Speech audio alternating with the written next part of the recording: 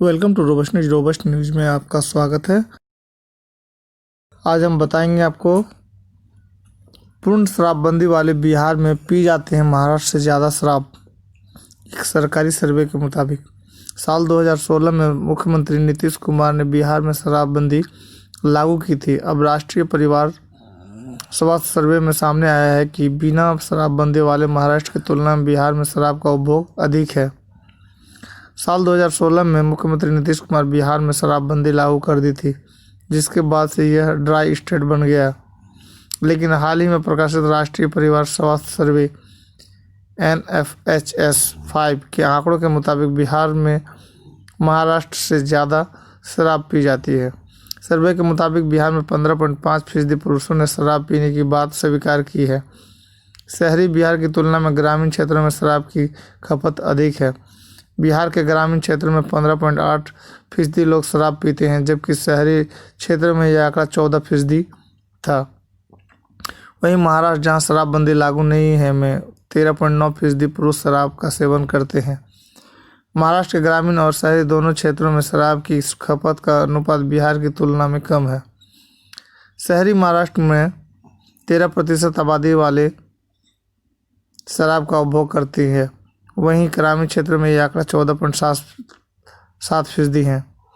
दोनों राज्यों में ग्रामीण क्षेत्रों में शराब पीने वाले लोगों का प्रतिशत अधिक है। वहीं बिहार और महाराष्ट्र दोनों ही राज्यों में 0.4% महिलाएं शराब पीती हैं। हालांकि बिहार के शहरी क्षेत्रों में महिलाएं महाराष्ट्र की तुलना में अधिक शराब पीती हैं। बिहार में जहां ये आंकड़ा 0.5% है, वहीं महाराष्ट्र में यह 0.3% है। ग्रामीण बिहार में 4.4% महिलाएं शराब का सेवन करती हैं, वहीं महाराष्ट्र में यह आंकड़ा 0.5% है। बिहार ही एकमात्र ऐसा राज्य नहीं है जिसने NFHS के आंकड़ों के आधार पर चर्चा बटोरी है।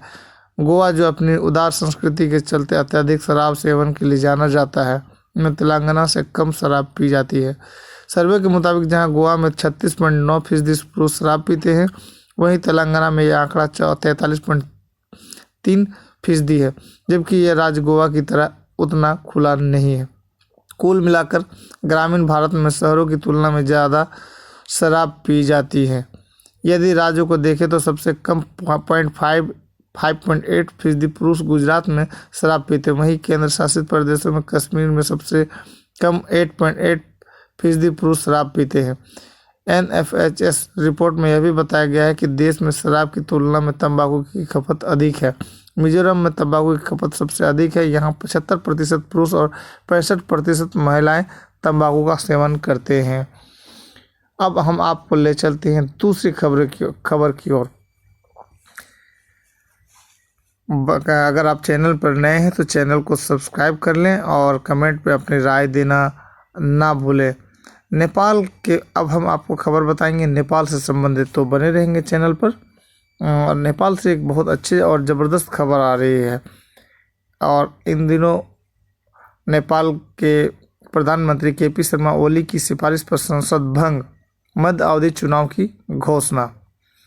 नेपाल के प्रधानमंत्री KP शर्मा ओली ने रविवार सुबह हुई मंत्रिमंडल की आपात बैठक में संसद भंग करने की सिफारिश की थी, जिसे राष्ट्रपति विद्या देवी भंडारी ने मंजूरी दे दी।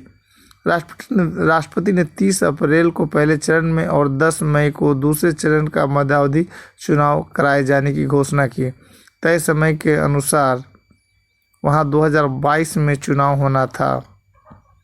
नेपाल के प्रधानमंत्री KP शर्मा ओली ने रविवार को हुई मंत्रिमंडल की आपात बैठक में संसद भंग करने की सिफारिश की, जिसे कुछ घंटों बाद ही राष्ट्रपति विद्या देवी भंडारी ने मंजूरी दे दी। ओली ने सत्तारूढ़ नेपाल कम्युनिस्ट पार्टी के शीर्ष नेताओं और मंत्रियों के साथ शनिवार को सिलसिलेवार मुलाकातों के बाद मंत्रिमंडल की आपात बैठक बुलाई थी। नेपाल के अखबार द काठमांडू पोस्ट ने ऊर्जा मंत्री वर्षमान पुन के हवाले से कहा था, आज मंत्रिमंडल ने राष्ट्रपति से संसद भंग करने की सिफारिश करने का फैसला किया है। इसके साथ ही प्रधानमंत्री KP शर्मा ओली की सिफारिश पर नेपाल की राष्ट्रपति विद्या देवी भंडारी ने रविवार को संसद को भंग कर दिया है और अप्रैल मई में मध्य अवधि आम चुनाव कराए जाने की घोषणा कर दी। राष्ट्रपति भवन द्वारा जारी एक नोटिस के अनुसार राष्ट्रपति भंडारी ने 30 अप्रैल को पहले चरण और 10 मई को दूसरे चरण का मध्यावधि चुनाव कराए जाने की घोषणा की। हालांकि तय समय के अनुसार वहां 2022 में चुनाव होना था। नोटिस के अनुसार उन्होंने नेपाल के संविधान के अनुच्छेद 76 खंड 1 तथा 7 और अनुच्छेद 85 के अनुसार संसद को भंग कर दिया। ओली ने पूर्व प्रधानमंत्री पुष्प कमल दल प्रचंड के साथ सत्ता संघर्ष के बीच यह कदम उठाया है। रिपोर्ट के अनुसार सत्ताधारी नेपाल कम्युनिस्ट पार्टी की केंद्रीय समिति के सदस्य विष्णु रिजल ने कहा, प्रधानमंत्री ने संसदीय दल, केंद्रीय समिति और पार्टी के सचिवालय में बहुमत खो दिया है। पार्टी के भीतर समझौता करने के बजाय उन्होंने संसद को भंग करने का विकल्प चुना। इस बीच सत्ताधारी पार्टी के प्रवक्ता नारायण काजी श्रेष्ठ ने कहा है कि ऐसा करना लोकतांत्रिक नियम के खिलाफ है। उन्होंने कहा, यह निर्णय बेहद जल्दबाजी में लिया गया है और सुबह यानी रविवार हुई कैबिनेट बैठक में सभी मंत्री मौजूद भी नहीं थे। यह लोकतांत्रिक सिद्धांतों के खिलाफ है और देश को पीछे ले जाएगा। इसे लागू नहीं किया जा सकता। नेपाल की अर्थव्यवस्था के संकट में जाने के साथ ही कोविड-19 संकट को संभालने को लेकर ओली पर प्रधानमंत्री या पार्टी प्रमुख में से एक पर बने रहने का दबाव बढ़ गया था। काठमांडू पोस्ट की रिपोर्ट के अनुसार ओली पर मंगलवार को राष्ट्रपति विद्यादेवी भंडारी द्वारा जारी संवैधानिक परिषद अधिनियम से संबंधित एक अध्यादेश को वापस लेने का दबाव था। रिपोर्ट में कहा गया कि जब रविवार को सुबह 10 बजे एक आपातकालीन बैठक बुलाई गई, तब यह उम्मीद थी कि यह अध्यादेश में अब बदलाव की सिफारिश के लिए थी, लेकिन इसके बजाय कैबिनेट संसद को भंग करने की सिफारिश कर दी। हालांकि ऐसा माना जा रहा है कि इस कदम को अदालत में चुनौती दी जाएगी, क्योंकि संविधान में संसद को भंग करने का कोई प्रावधान नहीं है। संवैधानिक विशेषज्ञों ने कहा है कि राष्ट्रपति ने सरकार की अतिरिक्त संवैधानिक सिफारिश को मान्यता दे दी। संवैधानिक कानून के वरिष्ठ वकील चंद्रकांत गयावली ने कहा कि राष्ट्रपति भंडारी संविधान के संरक्षक की अपनी भूमिका निभाने में पूरी तरह से विफल रही है।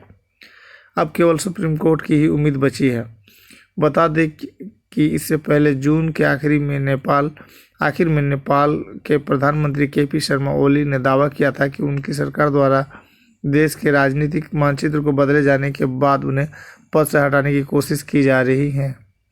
उन्होंने इसके लिए काठमांडू स्थित भारतीय दूतावास, भारतीय मीडिया का नाम लेते हुए भारत पर भी आरोप लगाया था और कहा था कि इसमें नेपाल के नेता भी शामिल हैं।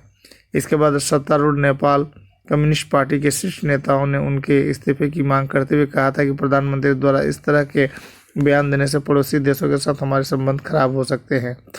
बता दें कि पूर्व प्रधानमंत्री पुष्प कमल दहल प्रचंड लगातार कहते रहे हैं कि सरकार और पार्टी के बीच कोई तालमेल नहीं है और वह एक व्यक्ति एक पद की मांग पर जोर देते हैं। विरोध में प्रचंड खेमे के 7 मंत्रियों का इस्तीफा। काठमांडू टाइम्स के अनुसार प्रधानमंत्री ओली द्वारा संसद भंग करने की सिफारिश का विरोध करते हुए नेपाल कम्युनिस्ट पार्टी में पूर्व प्रधानमंत्री प्रचंड और माधव नेपाल धड़े के 7 मंत्रियों ने अपने पद से इस्तीफा दे दिया। 7 कैबिनेट मंत्रियों ने एक संयुक्त बयान जारी करते हुए कहा, हमने पहले ही प्रधानमंत्री द्वारा प्रतिनिधि सभा को भंग करने के कदम का विरोध किया था। हम प्रधानमंत्री के असंवैधानिक और अलोकतांत्रिक कदम के प्रति अपनी असहमति व्यक्त करने के लिए अपने पदों से इस्तीफा दे देते हैं, जो लोगों के जनादेश और राजनीतिक सिद्धांतों और स्थिरता के खिलाफ है। रविवार को इस्तीफा देने वालों में शिक्षा, विज्ञान और प्रौद्योगिकी मंत्री गिरिराज मणि पोखरेल, ऊर्जा जल संसाधन और सिंचाई मंत्री मानपुन, कृषि और पशुधन विकास मंत्री घनश्याम भूषाल, संस्कृति, पर्यटन और नागरिक उड्डयन मंत्री योगेश कुमार भट्टराई, वन और पर्यावरण मंत्री शक्ति बहादुर बसनेट, श्रम और रोजगार मंत्री रामश्रय राय यादव और जल आपूर्ति और स्वच्छता मंत्री बीना मगर शामिल हैं। खबर कैसी लगी? चैनल को सब्सक्राइब कर कमेंट में अपनी राय दें। आपका दिन शुभ रहे। Thanks audience, thanks listener.